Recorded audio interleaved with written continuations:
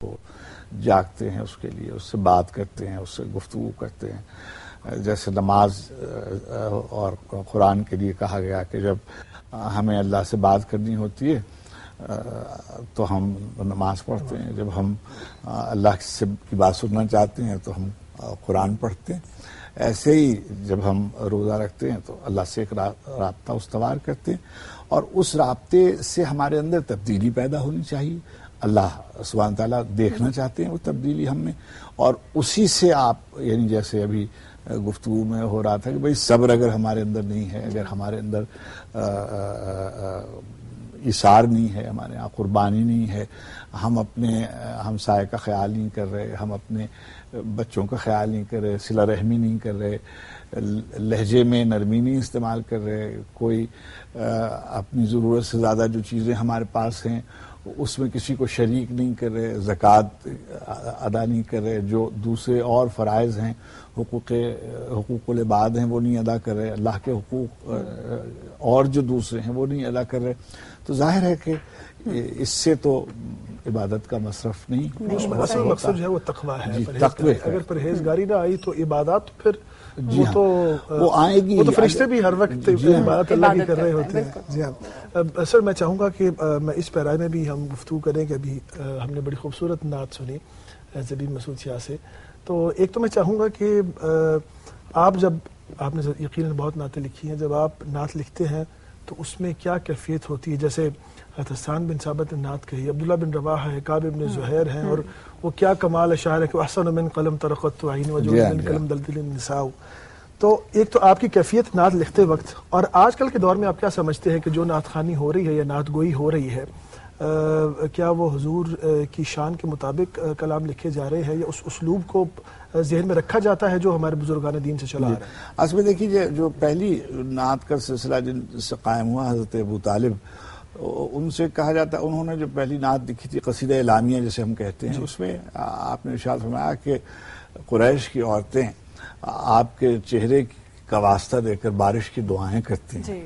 اچھا، دوسری بات یہ کہی کہ اور آپ بیواؤں اور یتیموں اور مسکینوں کی مدد کرنے والے ہیں. تو گویا دو چیزیں اس نعت سے اسٹیبلش ہوئی ہے، ایک تو سراپا حضور کا اور ایک کردار اسوہ حسنہ بھی اور شمائل بھی اور سراپا بھی. یہ آپ نے تین اجل شعراء جنہیں ہم کہیں، حسان بن ثابت رضی اللہ عنہ اور عبداللہ بن رواحہ اور کعب بن زہیر. ابھی آپ جب شروع ہوا تھا پروگرام تو آپ نے نہایت، اور آپ کے والد ماجد مرحوم مغفور نے بہت اچھا پڑھا تھا قصیدہ بردہ شریف. تو جو پہلا قصیدہ بردہ شریف تھا وہ کعب بن زہیر رضی اللہ عنہ کا، کہ جب انہوں نے اللہ کے رسول صلی اللہ علیہ وسلم کے سامنے پڑھا تو حضور نے اپنی چادر جو تھی وہ تو وہ پہلی سمجھیے وہ قصیدہ بردہ شریف، اور بلکہ چادر حضور نے جذبات میں آ کے پھینکی اس کی طرف کہ یہ نبی ان کو اچھا لگا سن کے، اور بلکہ اس میں انہوں نے حضور نے ایک اصلاح بھی فرمائی. انہوں نے کہا کہ اور آپ جو ہیں وہ جو دنیا کی جو تلواریں ہیں اس میں آپ ہند کی تلواروں کی طرح، آپ تو سرکار نے فرمایا کہ اس کو تم جو سیوف الہند جو ہے سیوف اللہ سے بدل دو. تو یعنی اس قدر جی. اور اس کے بعد بہت نعتیں لکھی گئیں اکابرین نے، اور فارسی میں رومی نے، جامی نے، سعدی نے، آپ نے بڑی نعتیں. مگر ہمارا ہی اختصاص ہے کہ بر صغیر میں بہت اچھی نعت لکھی گئی، اور خاص طور پر یعنی جب سے اردو کا آغاز ہوا اس وقت سے نعت کی تاریخ بھی شروع ہوتی ہے. مگر یہ جو 20ویں صدی تھی اس میں 19ویں صدی کے آخر میں جیسے حالی ہیں انہوں نے بہت اچھی نعتیں لکھی. پھر فارسی کی غالب کی نعتیں بہت مشہور ہے، غالب کی ایک نعت بہت مشہور ہے. بعد میں محسن کاکوروی اور امیر مینائی اور بیدم وارسی اور حالی کی نعتیں، اور خاص طور پہ جو ان کا مسدس ہے اس میں جو نعتیہ اشعار ہیں. پھر اقبال ہماری شاعری میں پیدا ہوئے، اور انہوں نے شاید ہی کوئی اور شاعر فارسی کا اور اردو کا ایسا ہے جس نے اتنے تواتر سے نبی کریم علیہ الصلوۃ والتسلیم کی بارگاہ قدس میں اتنے اعلیٰ درجے کے اشعار. سر آج کل جو ایک انداز بدل گیا ہے، اب یہ جو صورتحال اب بدلی ہے، اب یہ پہلے سے یہ بھی ایک قصہ تھا لیکن اب زیادہ ہو گیا ہے. اپنے حالات بھی نظم کیے جانے لگے ہیں, جیسے استغاثہ ہے ہمارے, یعنی میں نے بھی ایک سب کام کیا ہے اور کوشش کی ہے کہ یعنی اپنی ذاتی گزارشات اور اپنے ملک کے حالات اور اپنے اطراف پھیلی ہوئی جو بے چینی ہے, اضطراب ہے, اس کا ازالے کے لیے بھی حضور کی خدمت میں حاضری یہ بیان کی جانے لگی ہے.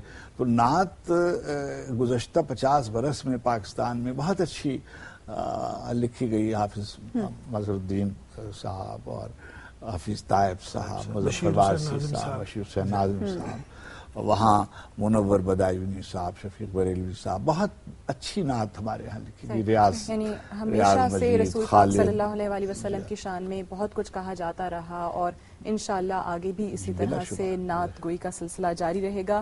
ہم ہمیشہ شاید ایک چیز تو بہت یاد رکھتے ہیں کہ یہ گناہ ہیں, یہ نہیں کریں گے تو بہت عذاب آئے گا, ہمیشہ ان چیزوں سے ڈرایا بھی جاتا ہے, لیکن شاید ہم یہ بھول جاتے ہیں کہ نیکی کرنا انسان کی فطرت میں ہے, گناہ کرنا انسانی فطرت کے خلاف ہے.